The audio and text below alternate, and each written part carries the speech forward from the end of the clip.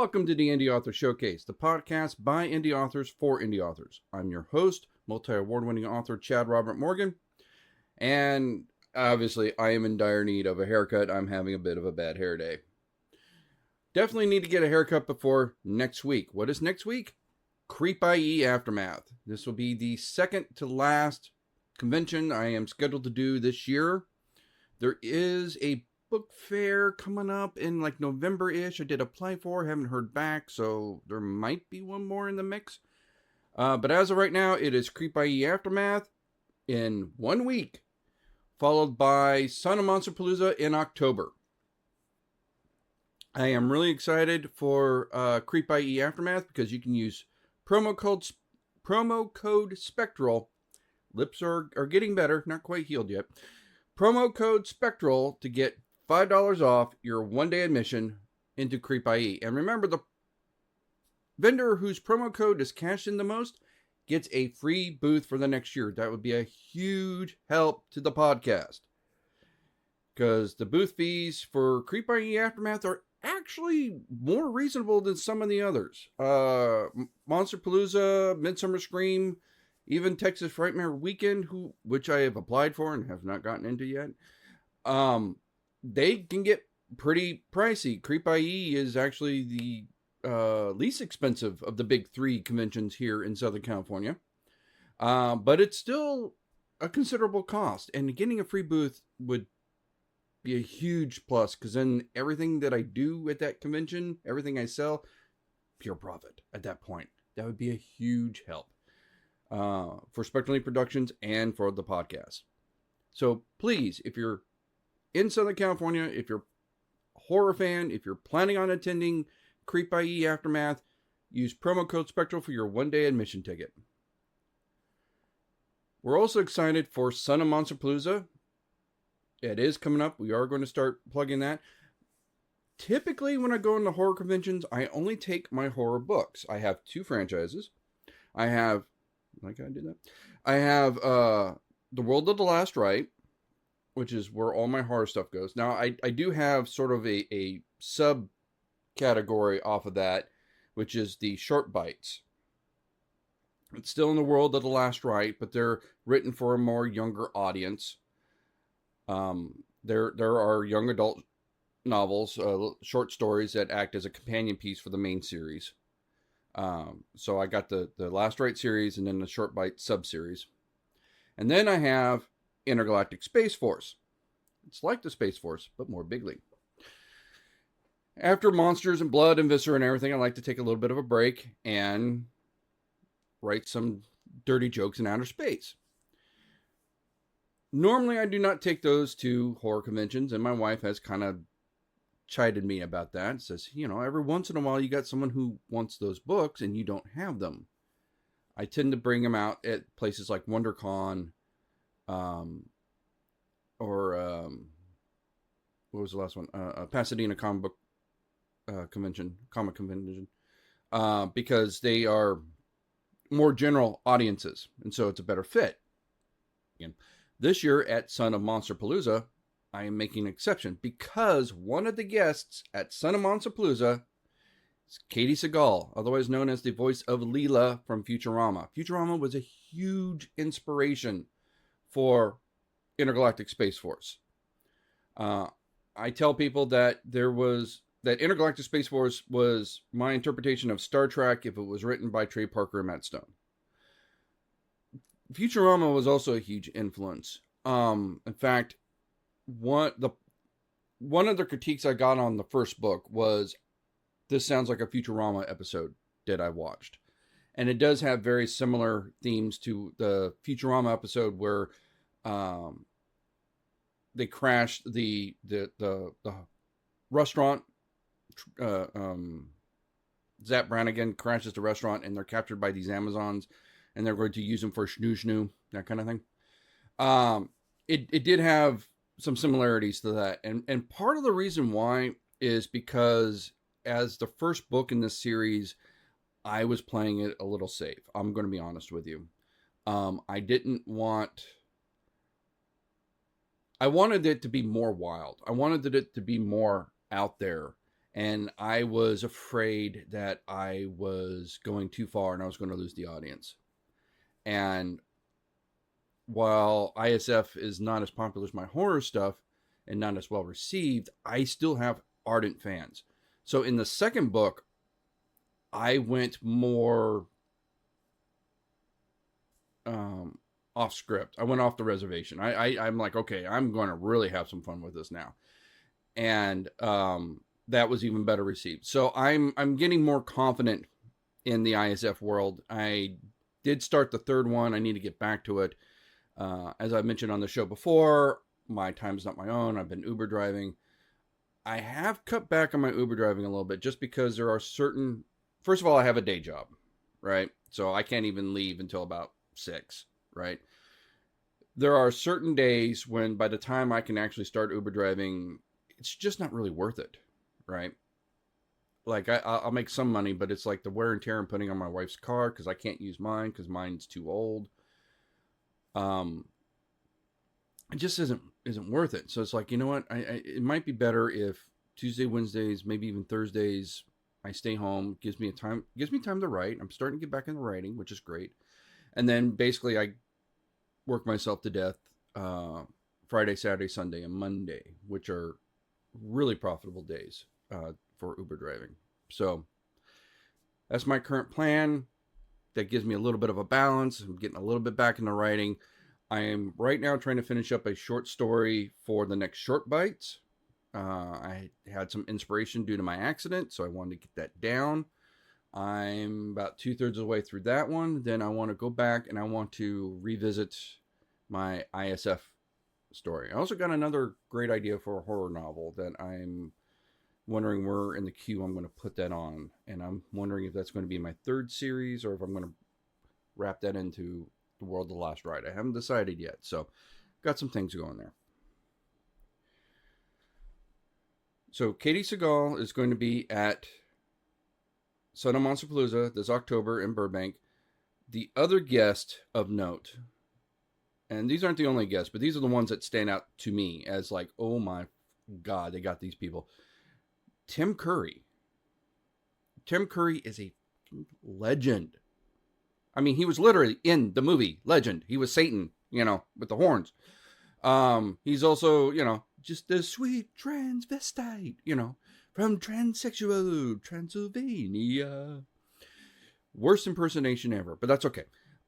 He was also the original Pennywise when it was a miniseries on TV.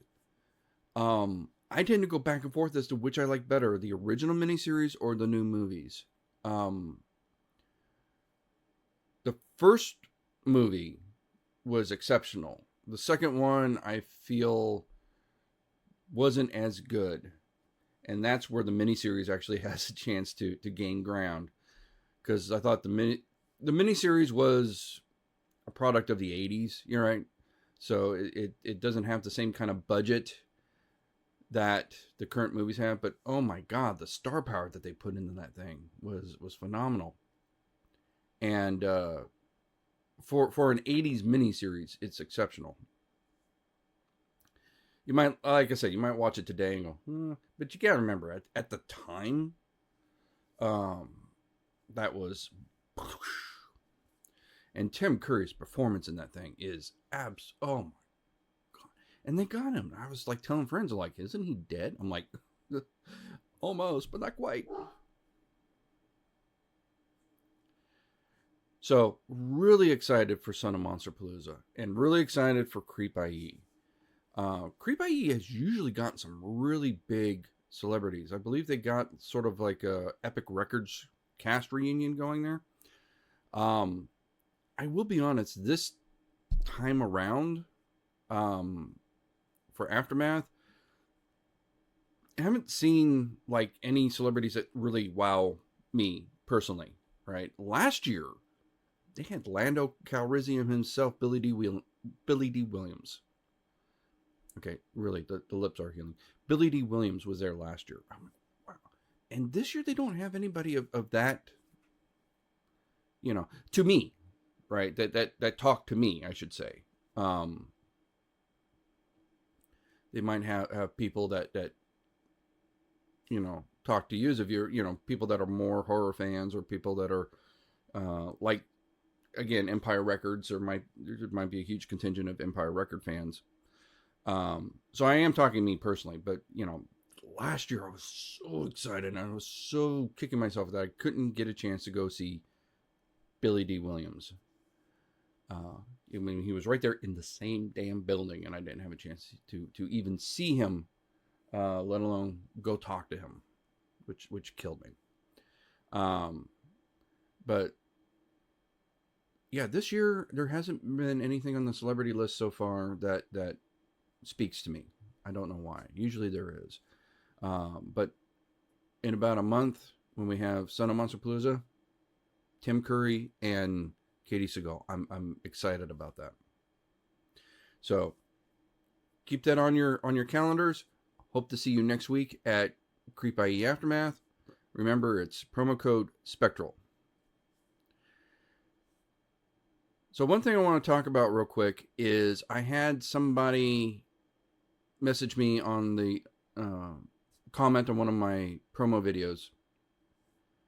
So real quickly, what I do is I do the podcast and run it through a program called Opus Clip, which uses AI to basically cut up the podcast into little snippets, frames it for like the TikTok ratio, and puts the auto captions in there and throws it up on all the social medias. And it works pretty well. Sometimes it even gets the author's names right. It got Aaron Lewis's name wrong. It got Raven Velasco's name wrong. But it throws it up there. And somebody commented on it, says, how do I become a better writer? And this is usually a topic that I try to avoid, because I kind of feel like a little bit of a poser by telling you how to improve your writing.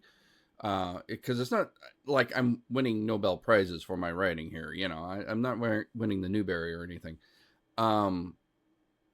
So, and am I really qualified? And if you ever read Stephen King's On Writing, which is his memoir on the writing process, one of the first things he talks about is like, am I really qualified to tell you how to write better?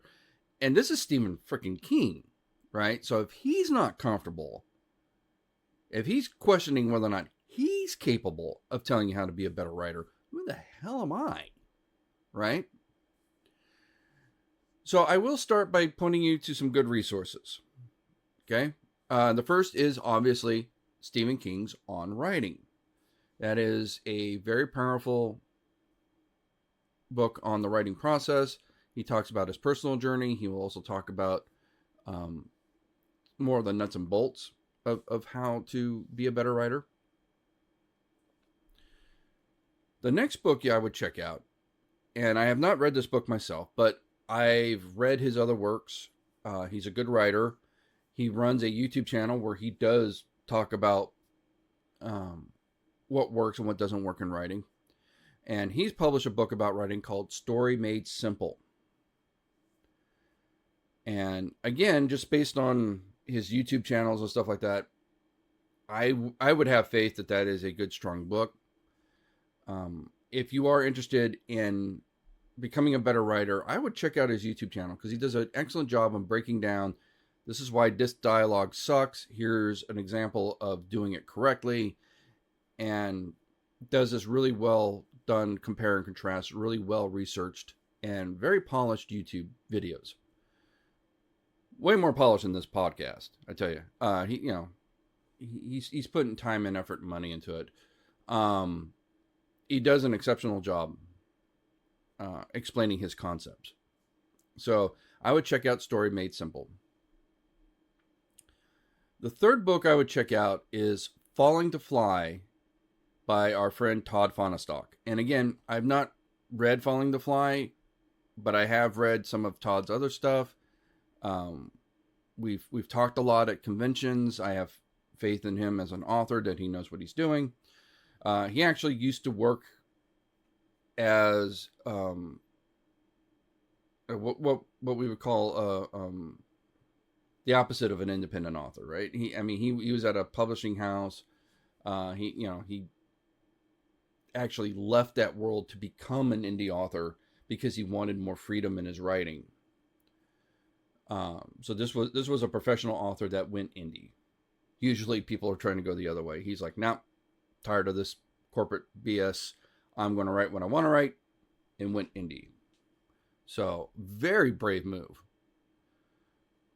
And yeah, we've read his work. I mean, he's a strong writer. He knows what he's doing, what he's talking about. So Following the Fly, I would have faith that would also serve you well. So the next book I would recommend, and this isn't like a how-to or inspirational thing, but this is more of an excellent reference. And there's a whole series of thesauruses. Thesaurusi? What is the plural of thesauruses? Thesaurus. Thesauruses? Whatever. So the first book would be The Emotional Thesaurus, right? And what it would do is, for example, let's look up disgust, right? It will tell you all these kind of physical traits for disgust, right? Like, you might curl your lip, your stomach might churn, that kind of thing. It will tell you some emotional responses, some mental responses, that kind of thing. It's meant to give you ideas in your writing. Like, okay, the person is angry. What does that mean? Right? What does it mean to be angry? Right? Well, obviously you're upset, but what does that do to you as a person? Right? Maybe your skin gets flush, your heart's racing or something like that. And as someone who's written a few books in horror, and he's scared, and is like, okay, well, kind of hitting the same notes here a little bit. Let's dice it up. What other things do you feel when you're in fear? And you start looking it up and like, oh, hey, I didn't think about that one, that kind of thing. And even if you read it and you're like, oh, well, obviously your heart races, but maybe it just, you need to jog your memory or whatever. There is a whole series of these. We have the Negative Trait Thesaurus, the Conflict Thesaurus, the Emotional Wound Thesaurus, the Positive Trait Thesaurus, the Occupation Thesaurus, Urban Settings, and of course, Rural Settings. So these are all great references. Now, of course, those by themselves are not going to make you a better writer. But if you are writing something and you're like, hey, I have somebody who is a banker, and you don't know anything about bankers, right? You're most of your characters are maybe military guys or farmers or whatever, and you're like, okay, I got a banker. Look it up. What does it mean to be a banker? What are some of the telltale signs of banker? And you look it up in the Occupational Thesaurus, and you're like, oh, okay. And that'll help flesh out your character and make him look a little more real. Okay, my character is happy. Okay, he's smiling. What else does happy people do? Let's build this scene up. Let's make them. And you look up happy in your Emotional Thesaurus, and you're like, oh, well, obviously, your face is going to blush because you're excited. Let's add that to the scene. That kind of, and it helps you to build up your scene and make your characters more rich. That helps get me to my first point of my personal tips for better writing. And the first is show, don't tell. Don't tell me the person's happy. Show me the person's happy. Don't say he was happy. Tell me he was smiling. Tell me he was so giddy he could barely hold still, right? There's only been a couple books that we have read for the podcast that we either didn't finish or we finished and we're like, no, it's not ready for the podcast. And I'm not going to talk about the book. I'm not going to name the book. I'm not going to name the author because that's not the purpose of the podcast. We're not here to tear people down. We're here to bring people up. But I do want to kind of hint at these as examples of what not to do. And the first is show, don't tell. So I'm reading this book. The prologue is pretty strong. I'm really into it. It's sort of like your Saw torture porn kind of thing. And I'm like, okay, not my thing, but it's well done. I'm into it. And then we go to chapter 1. And of course, the prologue, there's like, we're now at chapter 1 where it's like 2 weeks earlier. And I'm like, oh, Lord, I hate that. But that's all right. That's fine. Sometimes it works. And the whole chapter is showing me stuff. And I'm already bored. All the goodwill that he earned from the prologue is gone. All right. I remember there was this one part where it's like, the girl sitting at the bar. It's like, she was obese. Don't tell me she's obese. Tell me that he can't see the stool because her big ass is covering the whole thing. Tell me that the people next to her can't reach their food because they're bumping up against her. Tell me that the stool is creaking under her weight. Don't just say she's obese. Right? I don't want to look at her resume. I want you to paint a picture of what this person is. And I don't care how minor of a character it is. So, when we talk about show, don't tell, we're talking about telling us that a person is tall by saying the person is tall, versus showing us by saying the person had to duck under the doorway. His scapula scraped along the top as he entered, right? Which is more interesting. When you show people stuff, it's like you're making a movie in their head, right? When you're telling us, it's a textbook. Very few people are pulling out their history books for fun. Maybe a few people, but usually they're the exception. And you actually get more information by the showing, if you think about it. Because, I said he was tall.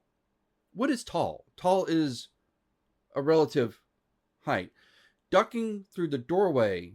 Okay, now you got a sense because you know how tall a doorway is, typically. And his shoulder blades scraped the top. Okay, well, now you really have a visual idea of how tall he is. If he's got to duck down and his shoulder blades are still hitting the top. Because the door frame's like what? Maybe 10 feet? Something like that, depending on the building. Typical residential housing, maybe 8 feet.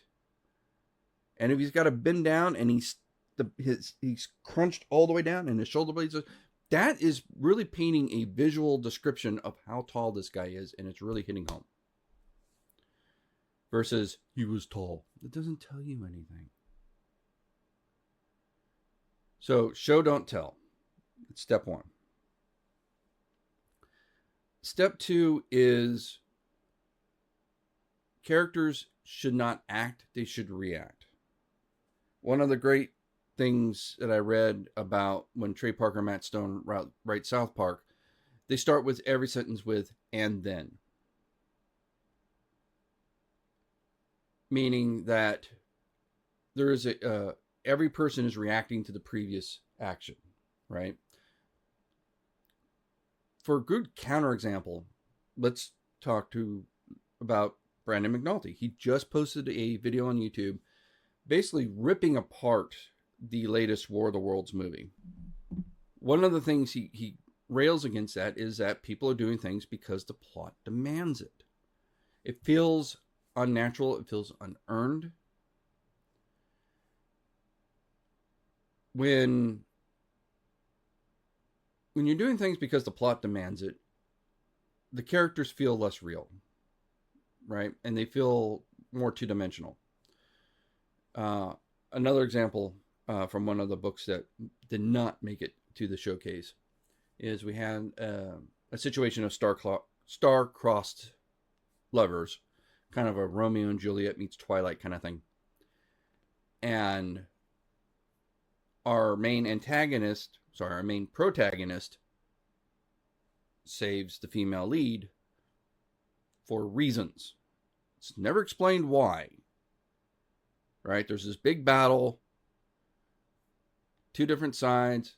She's about ready to bite it. It does explain why he's there, because he's there from a neutral third party.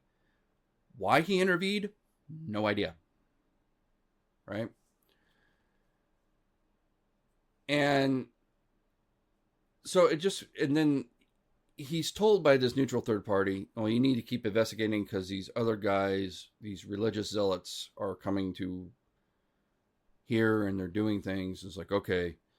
And he does it because he's ordered to. That's weak motivation. Okay, especially since he just goes and does his job. Right? Like, if you're told to do something and you don't really want to do it, like, what if he half-assed it because he wasn't interested? And that had repercussions that he then had to deal with. That would have been a more interesting story. What if he went and did it and then he found something that was personal, like, oh my God, these people actually have my brother. What the hell? Now he's emotionally invested in this. None of that happens. He is literally doing this job because it is his job. He is ordered to do it. And at no point does he seem like he cares. At no point does it seem like he doesn't care. He's basically a robot at this point. And that takes away from the character's agency. He's not reacting, he's acting. He was told to do something because the plot said he had to do it, and so now he's doing it. And that made him a very shallow, two-dimensional character. And when he does do something off script, there's no motivation for it. You know, why did he save the girl? Did the girl remind him of his sister or a girlfriend he used to have? Or no, doesn't explain it. Just had a thing. Let's go to a good counter argument. Wendy and Richard Penny's ElfQuest, the original book. So here we are in an alien world. We have elves that are hunted by humans, and their home gets burned down. And so, in desperation, they go to the trolls to hide out from the fire underground. There's an incident where they piss off the king of the trolls, and so he, in retaliation, cons them into going out through the tunnel of golden light where this promised land awaits them, and they wind up getting dumped out in the middle of the desert. And then they collapse the tunnel so they can't go back. So with no other choice, they journey 3 days across the desert until they find an oasis in a village of other elves. But these elves aren't like them. Their skin are dark. Theirs are pale. They live out in the sun. They live at night. These elves act more like humans. Well, we're not going to trust these people. We trusted the trolls. Look what that got us. So they raid the village. And in the middle of this raid, the leader sees this girl and just and kidnaps her. And his buddy's like, you're not carrying a lot of water here, buddy. And he's like, I don't know why I did this. Later, as people start to talk and they realize that this whole raid was not needed, they make peace. Our heroes realize that they had made a mistake, and you know, the two tribes start to merge. We realize that these elves have something called recognition, where it's literally a instinct of love at first sight. Or not even love. It's a mating thing, right? Some instinct that says, hey, that guy's going to make a good baby daddy. They don't even have to love the guy. It's just, that's a good baby daddy. I need his genetics, right? And so now, the whole rest of the book, this guy is obsessed with her. She's angry at him. She's trying to refuse it, and she's suffering because of this. And she's got a boyfriend, so the boyfriend's pissed off. So a whole chunk of the book is the boyfriend challenging this new guy, saying, no, she's my woman. And every step of the way, this new guy is winning.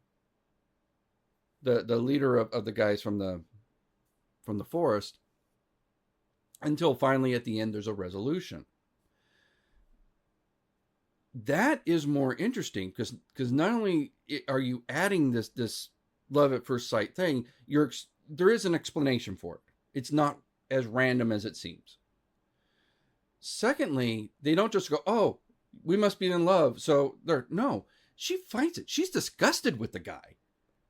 She spends the whole rest of the book trying to get away from him. There's actually a point in the book where the guy's like, forget it, I'm just going to go off into the desert and die. I can't handle this anymore.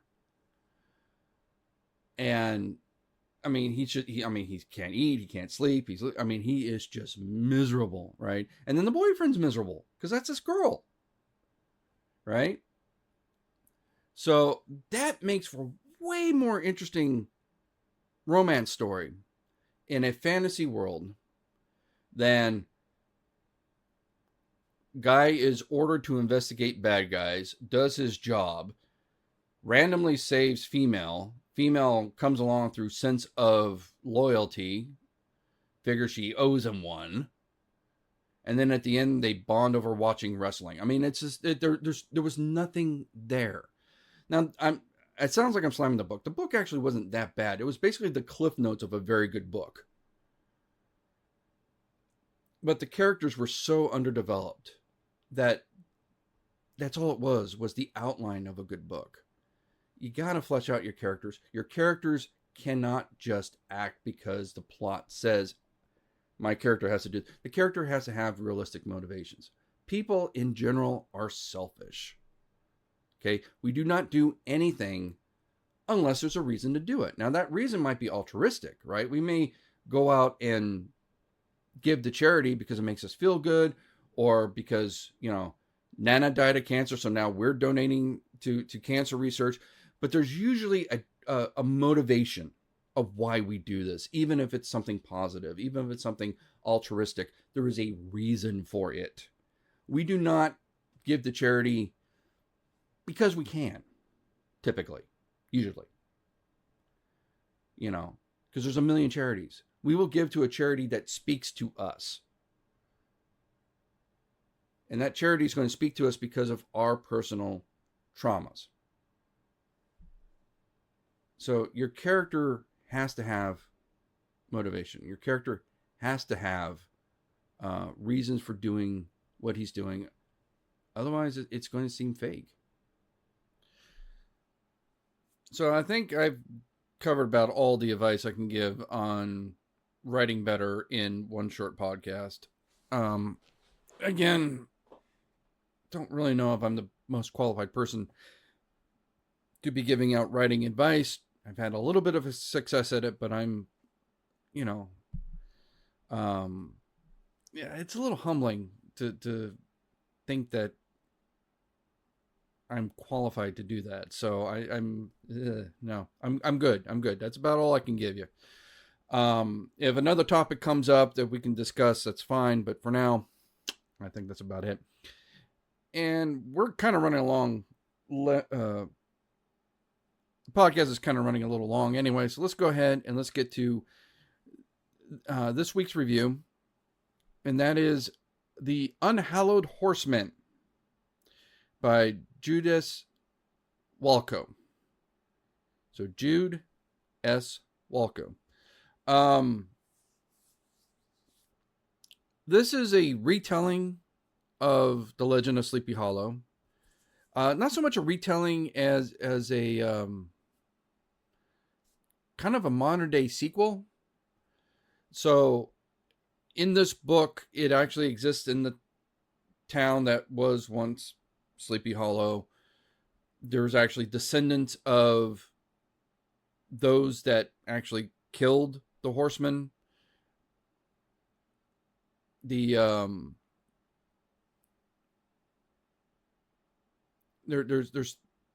lots of talks about Washington Irving's book, The Legend of Sleepy Hollow. In this town, we have a young troubled boy. He's having some serious issues. He's having some mental issues. He's also has a very negative or very bad home life.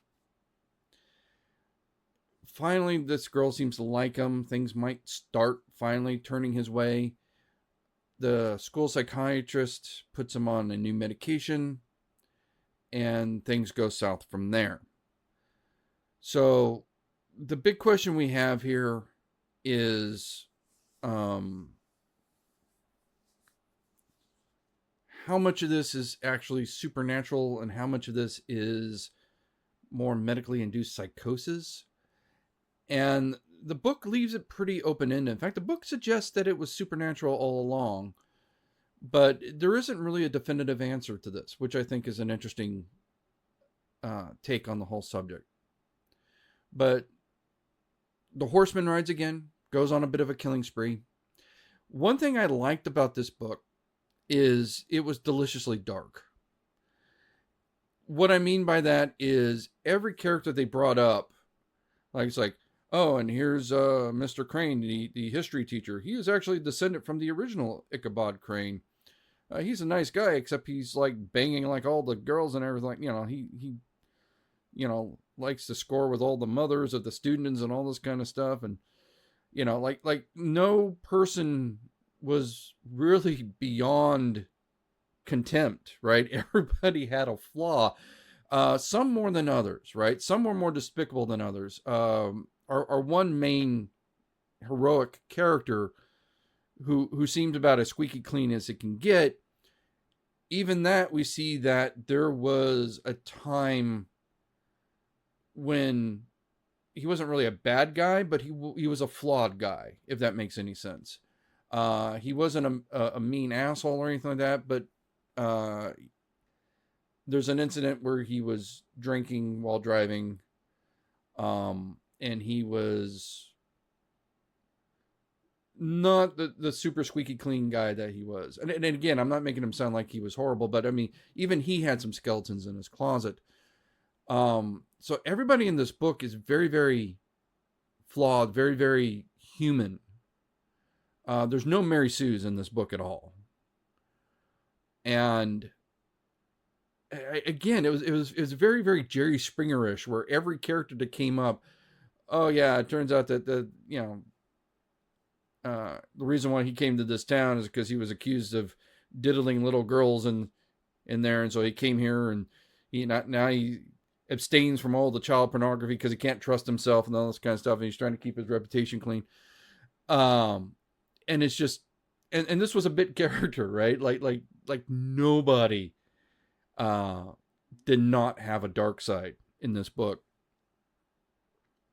And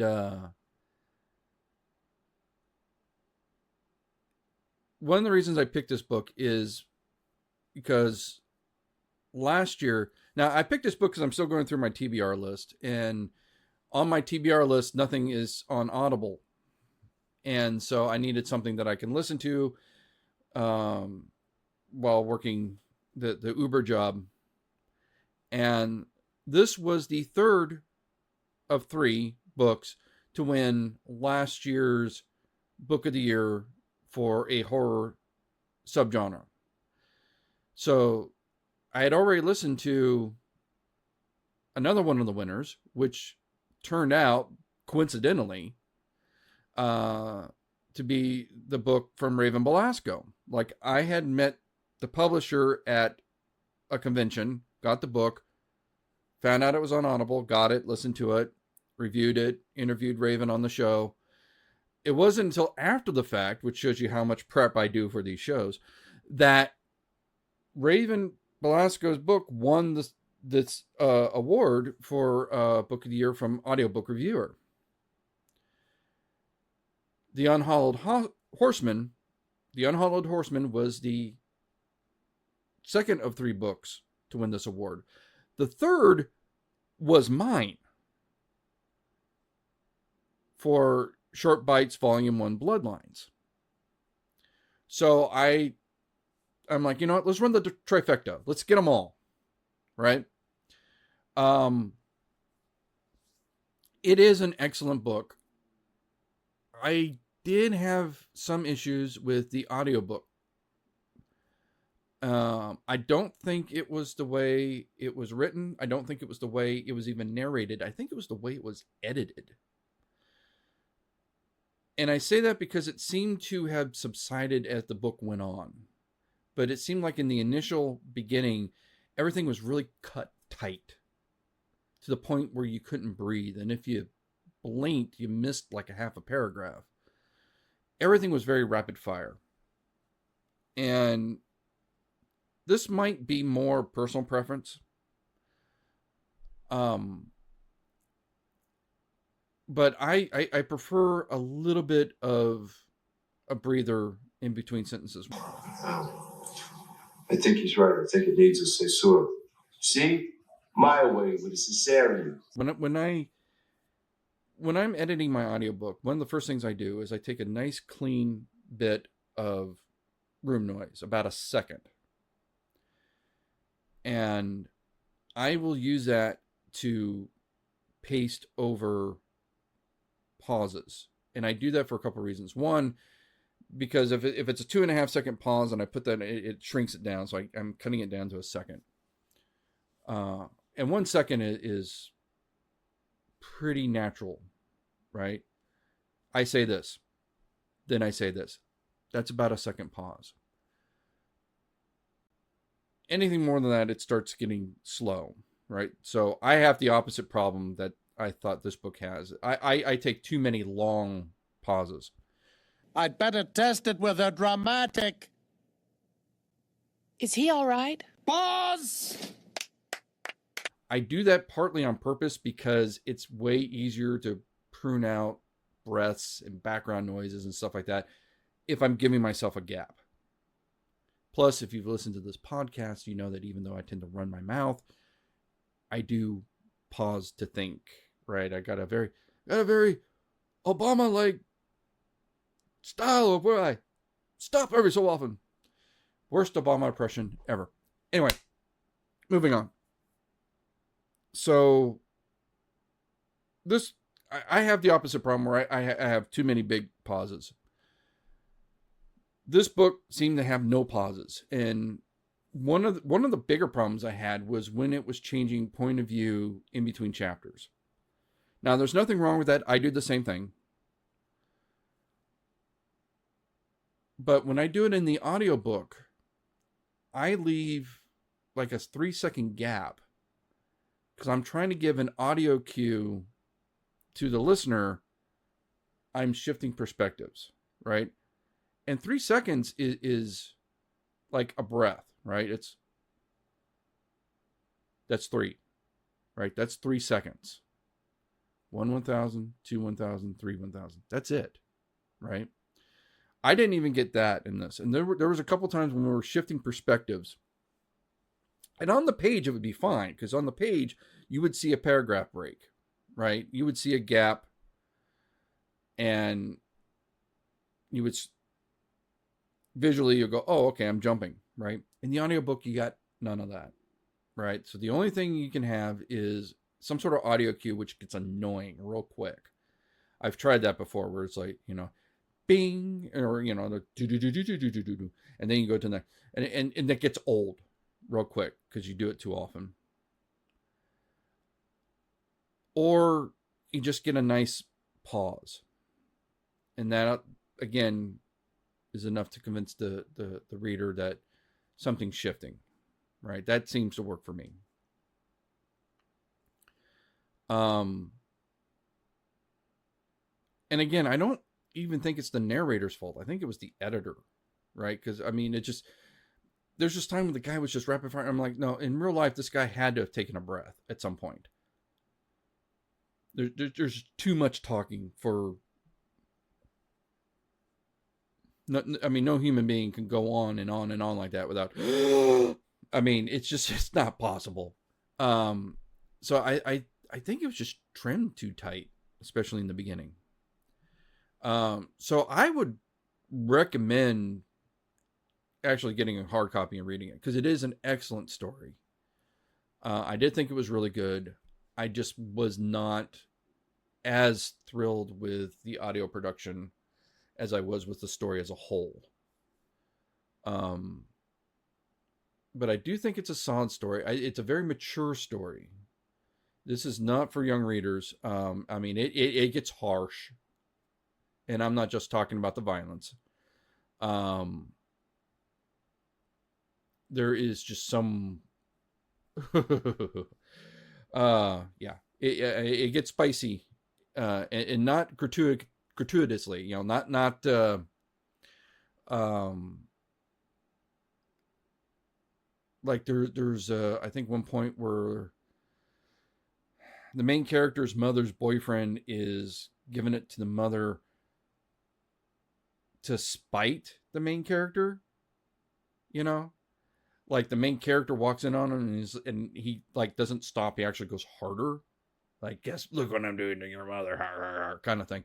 Um, so yeah, these are some dark characters. Some of these people, they are not nice people. Most of them. Um, but it is kind of got that kind of Stephen King vibe where it's like they're not comically evil, like say on a Carl Hiaasen novel, right? If you've ever read Carl Hiaasen, his bad guys are usually the biggest idiots. Um, I remember one where there were a bunch of kept going on about the NATO communists that were going to invade and everything like that. I mean, they just rocks in there, nothing. And he does it on purpose. His villains are always he mocks them. He mocks his villains. They're always idiots, and they always get what's coming to them in the end, some way or another.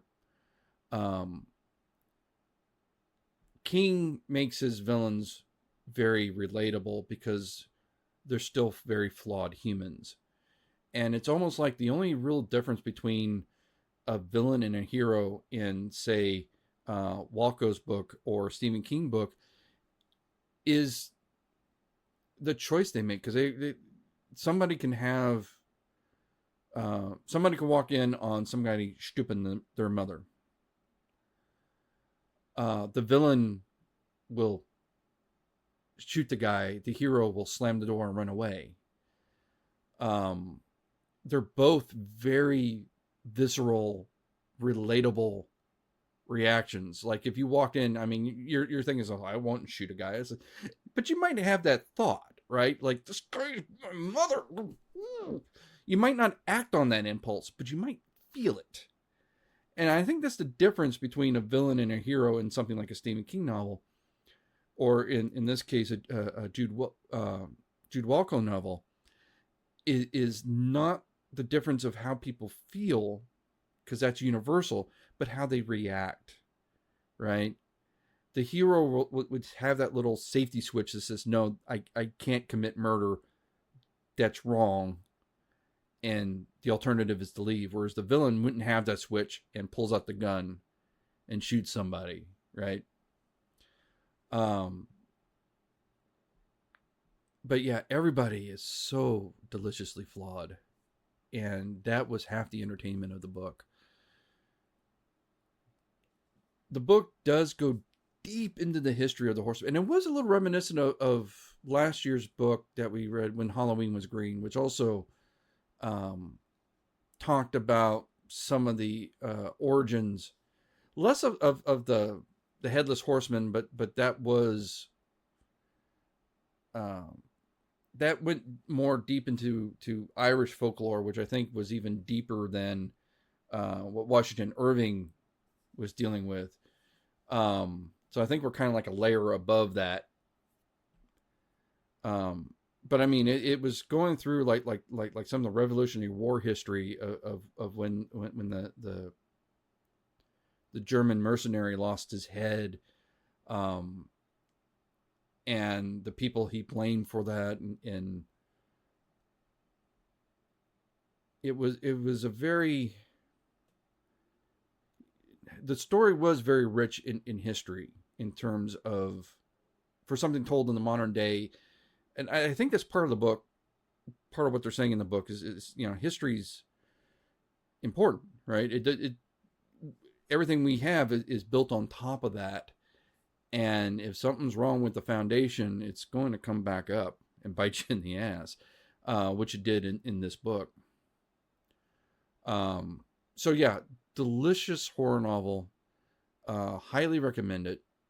was well worthy of joining the ranks of myself and Raven for book of the year for audiobook reviewer. And yeah, highly recommend it. We will probably not have a podcast next week because we will be at Creep IE. We'll be a little bit too busy. I keep saying I'm going to do a podcast at the convention and stuff like that. Never happens. I'm usually way too busy to even think about that. So I'm not even going to try to make promises. If I do it, it's a bonus. Okay? It's probably not going to happen. I'm probably going to be swamped. So see us next week at Creep IE. We will be back on the air a week after that. And until then, keep on reading.